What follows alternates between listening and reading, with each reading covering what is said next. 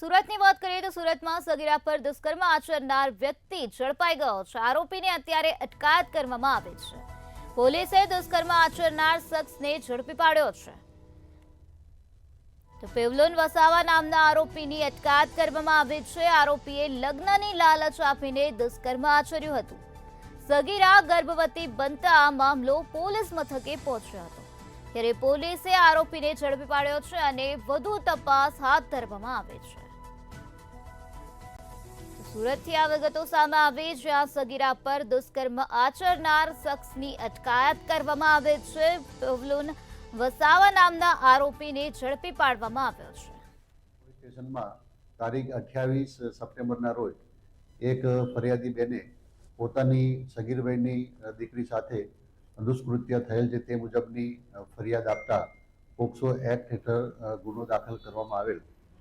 ગુનાના કામે આરોપી પૌલેશ નિરંજનભાઈ વસાવાનાઓને અટક કરવામાં આવેલ છે।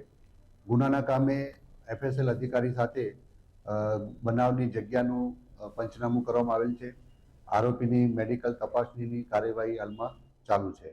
સાહેબ, કઈ રીતે મામલો પ્રકાશમાં આવ્યો? આરોપી કઈ રીતે સગીરાના પરિચયમાં આવ્યો? સગીરા અને આરોપી છે એ સામસામે જ પાલોદ આઉટપોસ્ટના વિસ્તારમાં રહેતા હતા અને છેલ્લા 1.5-2 વર્ષથી એકબીજાની સામસામે રહેતા હોય સંપર્કમાં આવેલા। આરોપીએ સગીરાને ફોસલાવી લલચાવી તેની સાથે લગ્ન કરશે, લગ્નનો વાયદો કરીને સગીરા સાથે દુષ્કૃત્ય કરેલ।